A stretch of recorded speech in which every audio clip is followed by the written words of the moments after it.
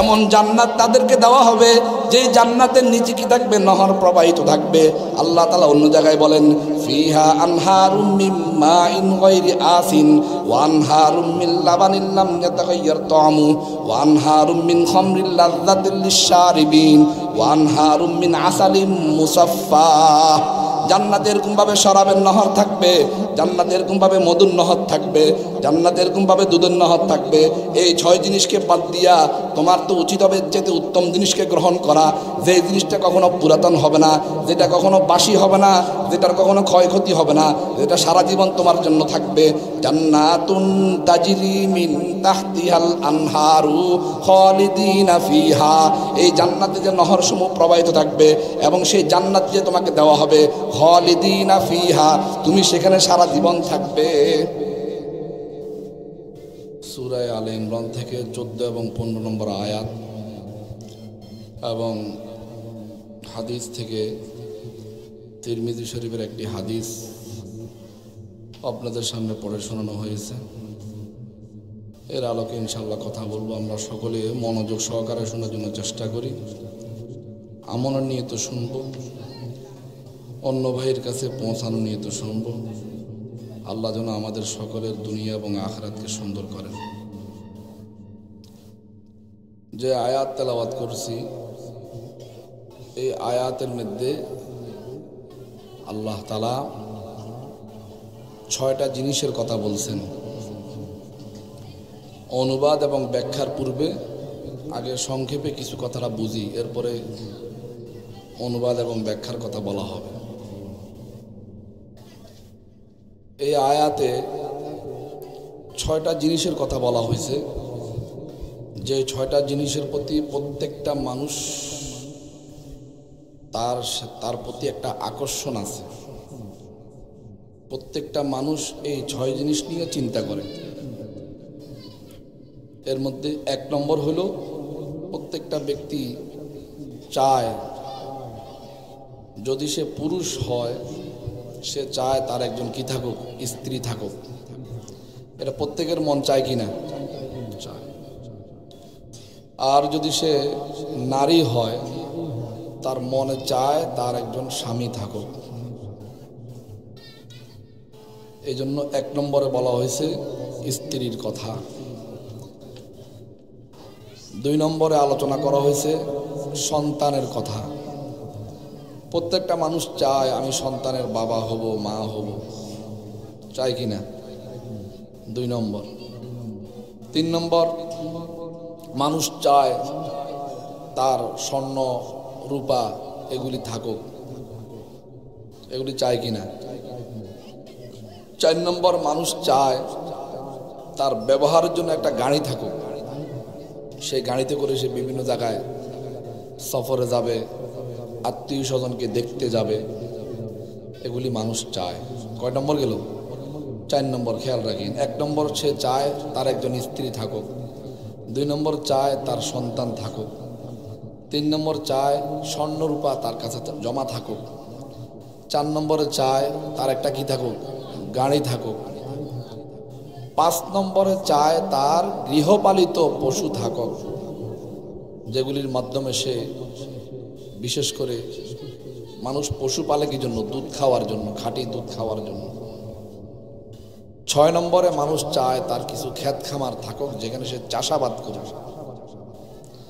এই 6টা জিনিস প্রত্যেকের মনের মধ্যে ঘুরপাক খায়। আমি যে আয়াত আপনাদের সামনে তেলাওয়াত করছি, এই আয়াতের মধ্যে 6টা জিনিসের কথা আল্লাহ তাআলা বলতেছেন। এই 6টা জিনিসের আকর্ষণ মানুষের ভিতরে করে দেওয়া হয়েছে। তাফসিরে বলতেছেন এই 6 জিনিসের আকর্ষণ কেন করে দেওয়া হলো? এগুলো তো সব দুনিয়া, এই আকর্ষণটা কেন করা হলো? এর কিছু রহস্য তাফসিরের মধ্যে লিখছেন। 1 নম্বর রহস্য লিখছেন, যদি আকর্ষণ না থাকে তাহলে কিন্তু দুনিয়ার শৃঙ্খলা থাকবে না। আজকে মানুষ সকালবেলা ঘুম থেকে উঠে, যিনি চাষাবাদ করে উনি মাঠে চলে গেছে, যিনি ব্যবসা করে তিনি দোকানে চলে গেছে, যিনি চাকরি করে কর্মস্থলে চলে গেছে। যদি আকর্ষণ না থাকে সে কি সেখানে যাবে? আর যদি না যায় দুনিয়ার শৃঙ্খলা থাকবে? অনুরূপভাবে ব্যবসায়ী, সে দোকানে যাচ্ছে, তার দোকানের মধ্যে সে ভালো ভালো জিনিসগুলি উঠাবে আর মানুষ তার এখান থেকে ক্রয় করবে, সে লাভবান হবে। একজন বড় লোক পয়সাওয়ালা, সে চায় ঘর থেকে বাইরে এসে কিছু শ্রমিক নিয়োগ দিবে, যাদের মাধ্যমে সে কিছু কাজ করাবে, টাকা খরচ করবে। এগুলি যদি আকর্ষণ না হয়, এগুলির প্রতি যদি লোভ না থাকে, মানুষ কেউ যাবেও না, মাথার কাম কেউ পায়ে ফেলবে না, দুনিয়ার নিজাম শৃঙ্খলাও ঠিক থাকবে না। এই জন্য আল্লাহ তাআলা এই সমস্ত জিনিসের মায়া, আকর্ষণ মানুষের মধ্যে সৃষ্টি করে দিয়েছে। আরেকটা কারণ বলছে, যদি এই আকর্ষণ সৃষ্টি না করে তাহলে তার আখিরাতের প্রতি লোভ আসবে না। আখিরাতে আল্লাহ পাক আমাদের জন্য জান্নাতের মতো যে নেয়ামত রাখছেন, সেই নেয়ামতের লোভটা আসার জন্য দুনিয়ার লোভ আসতে হবে। দুনিয়ার প্রতি লোভ আসার পরে আখিরাতের প্রতিও সে লোভ সৃষ্টি হবে। কিভাবে সৃষ্টি হবে? একটা উদাহরণ দেই। এখন মানুষ মসজিদে বলেন, মাদ্রাসা বলেন, বাসা বাড়িতে বলেন, যে গেট ব্যবহার করে, জিজ্ঞাসা করে, বলে যে লোহার গেট দিয়েন না, SS পাইপ দিয়েন, যেটা কি ধরে না, জংকার ধরে না। উদ্দেশ্য হলো যেটা অনেক দিন লাস্টিং করে। লোহার গেট লাগাইলে পানি লাগলে সামান্য কিছু হলে জংকার ধরবে, আবার এটা পাল্টাইতে হবে, রং লাগাইতে হবে, কত ঝামেলা, টাকা যাক, তারপরও SS পাইপের কি লাগায়, জিনিস লাগায়। তো দুনিয়া হইলো সেই জংকারওয়ালা লোহার মতো, আর আখিরাত হলো সেই SS পাইপের মতো স্থায়ী। যখন তার ভিতরে প্রথম দুনিয়ার লোভ ঢুকবে, তখন সে কিছুদিন পরে বুঝতে পারবে এই দুনিয়া তো সাময়িক, সর্বোচ্চ আমি 80 বছর 90 বছর বাঁচবো, হাদিসের ভাষায় 60 বছর বা 70 বছর, সর্বোচ্চ মানুষ 100 বছর বাঁচে, এরপরে তো শেষ, চিরকাল স্থায়ী জীবন সেটা কোথায়? আখিরাতে। এই দুনিয়ার পিছনে পড়ে আমার লাভ নাই, আমাকে ধরতে হবে এমন জিনিস যেই জিনিসের কি আছে, স্থায়িত্ব আছে। এই জন্য আল্লাহ তাআলা এই 6টা জিনিসের লোভ, আকর্ষণ মানুষের মধ্যে সৃষ্টি করছেন। যদি 6টা জিনিসের লোভ সৃষ্টি না হয়, তাহলে সে আখিরাতের প্রতি, জান্নাতের প্রতি, জাহান্নাম থেকে বাঁচার প্রতি তার আগ্রহ সৃষ্টি হবে না। বুঝে আসছে আমার কথা? আরেকটা রহস্য বলছেন, সেটা হলো, এটাই মূল উদ্দেশ্য, বান্দাকে আল্লাহ তাআলা পরীক্ষা করতেছেন। দুনিয়া হলো অস্থায়ী, আখিরাত হলো স্থায়ী। দেখি বান্দা কোনটা গ্রহণ করে, বান্দা কোনটা গ্রহণ করে। সে কথাই রাসূলুল্লাহ সাল্লাল্লাহু আলাইহি ওয়াসাল্লাম বলছেন, ইন্না লিকুল্লি কওমিন ফিতনাতান, প্রত্যেকটা জাতির জন্য পরীক্ষা, ওয়া ফিতনাতু উম্মতি আল মাল, আর আমার উম্মতের পরীক্ষা হলো সম্পদ।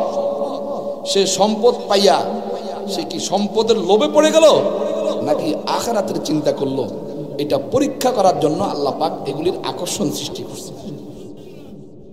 এই জন্য কথাটা বুঝেন, 3টা জিনিস বলছে। 1 নম্বর হলো, যদি এর প্রতি লোভ সৃষ্টি না হয়, দুনিয়ার শৃঙ্খলা কি থাকবে না, ঠিক থাকবে না। 2য় নম্বর হলো, লোভ সৃষ্টি না হলে আখিরাতের প্রতি লোভ সৃষ্টি হবে না। 3য় নম্বর হলো পরীক্ষা করা, যে দেখি বান্দা আখিরাতের প্রতি ঝুঁকে নাকি দুনিয়ার প্রতি ঝুঁকে, এটাই হলো পরীক্ষা করা। এখন আমরা আয়াতের মধ্যে আসি। আউযু বিল্লাহি মিনাশ শাইতানির রাজীম, বিসমিল্লাহির রহমানির রহিম। যুয়্যিনা লিন-নাসি হুব্বুশ শাহাওয়াতি মিনান নিসাই ওয়াল বানিন। আল্লাহ পাক বলতেছেন, যুয়্যিনা, আকর্ষণ করে দেওয়া হয়েছে, লিন-নাস, কাদের জন্য? মানুষের জন্য। যুয়্যিনা লিন-নাস, মানুষের জন্য আকর্ষণ করে দেওয়া হয়েছে হুব্বুশ শাহাওয়াত। শাহাওয়াত মানে চাহিদা, মনের চাহিদা, শাহওয়াতের নফসানি, মন যেটা চায়, মনের চাহিদার আগ্রহকে, ভালোবাসাকে আকর্ষণ করে দেওয়া হয়েছে মানুষের জন্য। মানুষের মন যেগুলি চায় সেগুলি আল্লাহ পাক মানুষের ভিতরে আকর্ষণ সৃষ্টি করে দিয়েছে।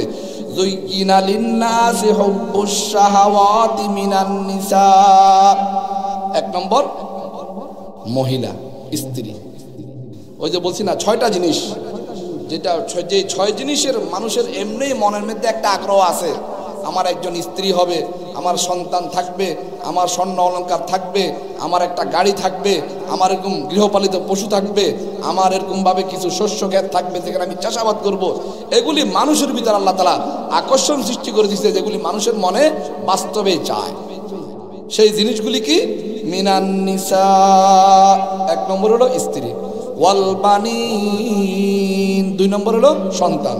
ওয়াল কনাতিরিল মুকান্তারাতি মিনাল যাহাবি ওয়াল ফিদ্দা। কনাতির বলা হয় সম্পদ, অঢেল সম্পদকে কি বলে? কনাতির বলে। মুকান্তারা মানে হলো জমাকৃত, যেগুলি জমা করে রাখতে চায় মানুষ। এখন মানুষ ঘোড়ার পরিবর্তে কি ব্যবহার করে? গাড়ি। সে চায় সে গাড়ির মালিক হোক। ওয়াল কনাতিরিল মুকান্তারাতি মিনাল যাহাবি ওয়াল ফিদ্দা ওয়াল খাইলিল মুসাওয়ামা ওয়াল আনআম, গৃহপালিত পশু। ওয়াল আনআমি ওয়াল হারস, শস্য ক্ষেত। এই 6টা জিনিস মানুষের মনে চায়। আল্লাহ পাক বলতেছে 6 জিনিসই আমি তোমাদেরকে দিছি, তবে বান্দা যালিকা মাতাউল হায়াতিদ দুনিয়া, স্মরণ রাখবা এটা তোমার দুনিয়ার জীবনের সামগ্রী। এখন তুমি বলো দুনিয়ার জীবনে তুমি কত বছর হায়াত পাইবা? সারা জীবন। এই জন্য বুঝতে হবে এই জিনিসগুলি আমার সাময়িক। যালিকা মাতাউল হায়াতিদ দুনিয়া ওয়াল্লাহু ইনদাহু হুসনুল মাআব। আল্লাহর কাছে এই 6 জিনিস থেকে আরো উত্তম জিনিস আছে, যেগুলি স্থায়ী হবে, যেগুলি পুরাতনও হবে না, শেষও হবে না, ক্ষয়ও হবে না। আজকে আমরা দুনিয়াতে যে যত জিনিসেরই মালিক হই না কেন, এক সময় সেই জিনিসগুলি পুরান হয়ে যায়, এক সময় সেই জিনিসগুলি শেষ হয়ে যায়, সেই জিনিসগুলির ক্ষয়ক্ষতি হয়ে যায়।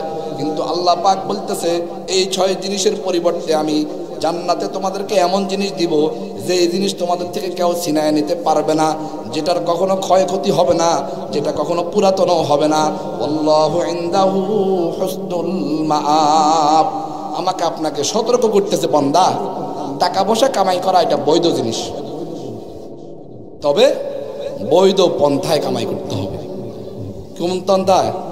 টাকা পয়সা তো সবাই কামায়, ভালোভাবে কামানো, বৈধ পথে কামানো আর অবৈধ পথে কামানো ব্যবধান আছে।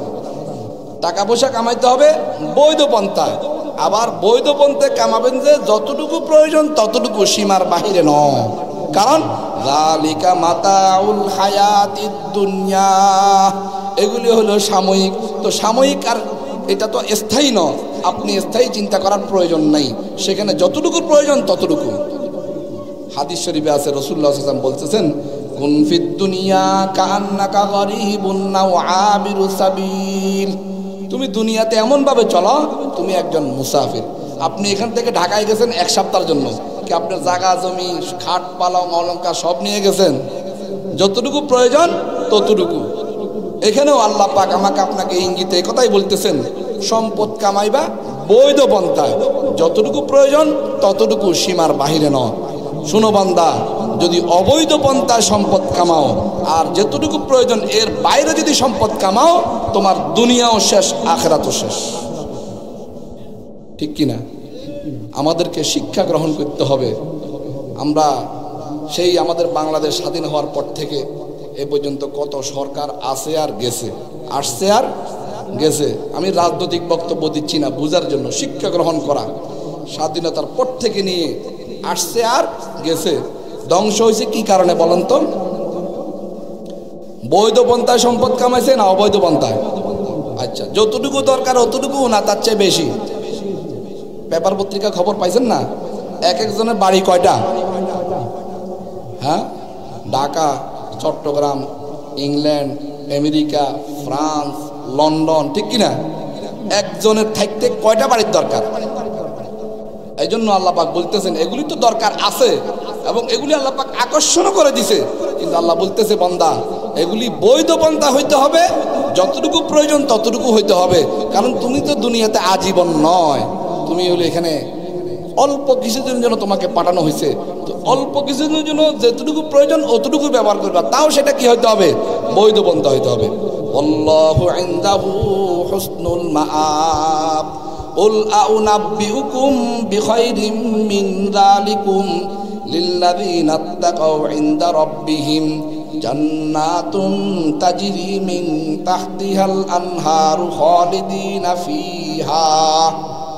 আল্লাহ তাআলা বলেন, ও আমার হাবিব, আপনি আপনার উম্মতদেরকে বলে দিন, কুল আউনাব্বিউকুম, আমি কি তোমাদেরকে বলে দিব না?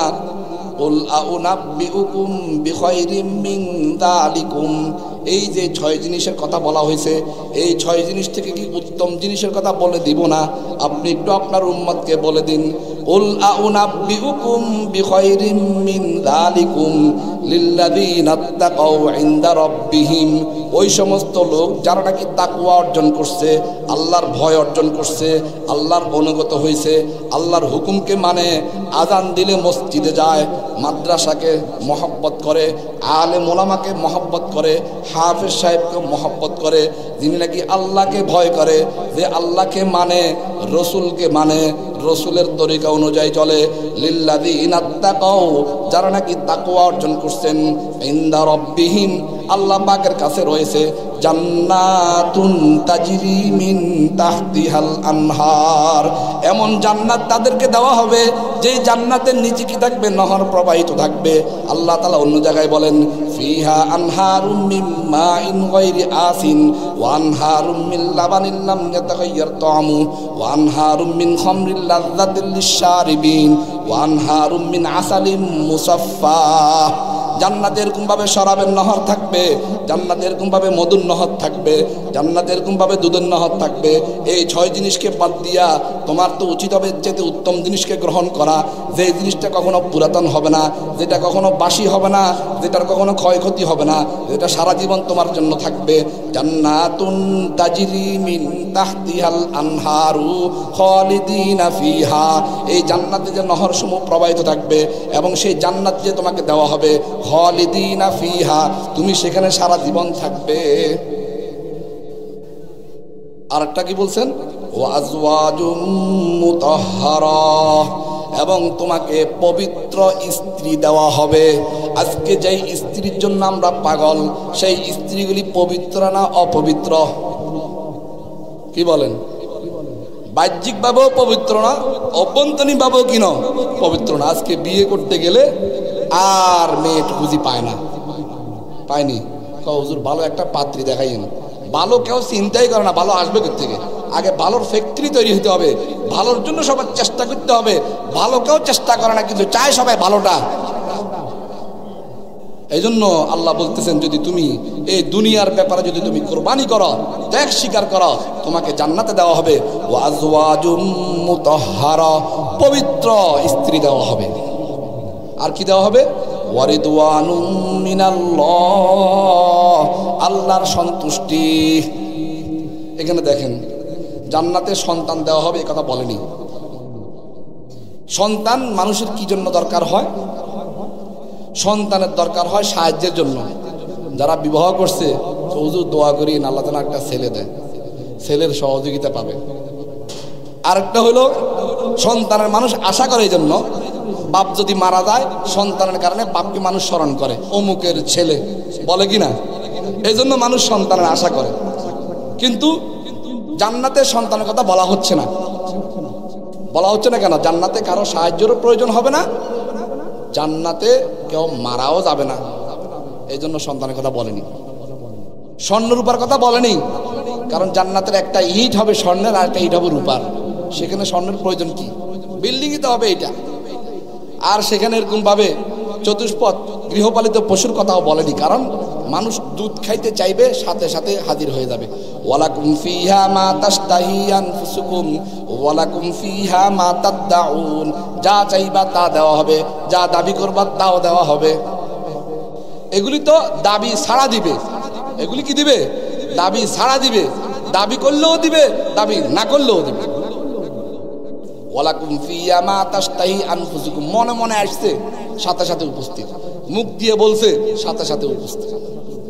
সেখানে এরকম ভাবে কারো কৃষিকাজ করারও কি হবে না, মনোভাব হবে না। যদি কারো হয়, সাথে সাথে ফসল হইয়া তার সামনে উপস্থিত হবে। সন্তানেরও যদি কারো আশা হয়, সাথে সাথে সন্তান হইয়া তার সামনে উপস্থিত হবে। সেখানে কোনো কিছু কষ্টের কোনো কিছু নেই।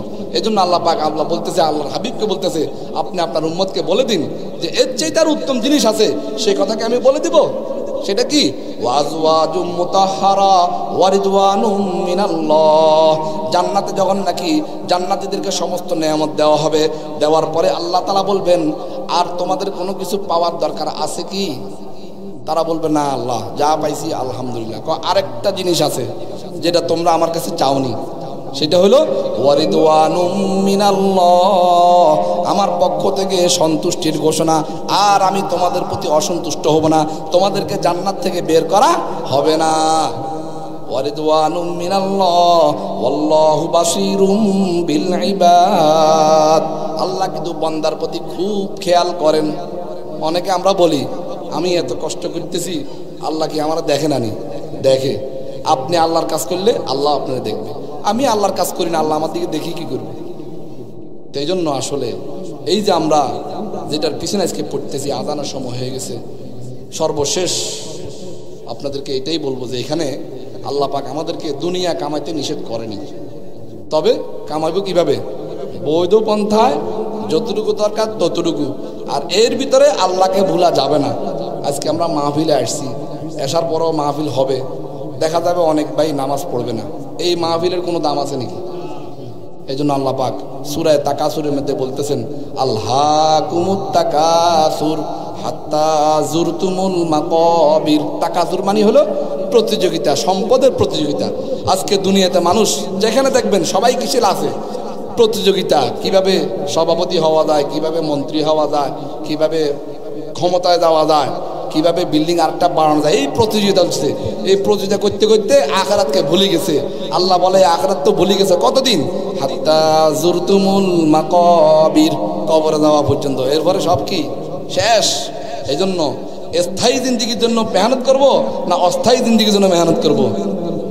স্থায়ী, সেটাও আল্লাহ বলতেছেন, বাল তুসিরুনাল হায়াতাদ দুনিয়া ওয়াল আখিরাতু খায়রু ওয়া আবকা। আমাদেরকে দুনিয়া, আমরা তো এর এত কিছুর পরেও সব বুঝি, কিন্তু দুনিয়ার জীবনকে আমরা কি দেই? প্রাধান্য দেই, অথচ আখিরাতটাই কি ছিল? উত্তম। এই জন্য আল্লাহ রাসূল বলছেন, ইন্না লিকুল্লি কওমিন ফিতনাতান, প্রত্যেক জাতির জন্য পরীক্ষার জিনিস আছে। ওয়া ফিতনাতু উম্মতি আল মাল, আর আমার উম্মতের পরীক্ষার বস্তু হলো সম্পদ। এই সম্পদ আমাদেরকে দিছে, দুনিয়া আমাদেরকে দিছে পরীক্ষা করার জন্য। কে আল্লাহকে মানে আর কে মানে না। যে মানবে তার দুনিয়াও সুন্দর হবে, আখিরাতও সুন্দর হবে। আল্লাহ পাক আমাদেরকে আমল করার তৌফিক দান করেন। ওয়া আখিরু দাওয়ানা আলহামদুলিল্লাহি রাব্বিল আলামিন।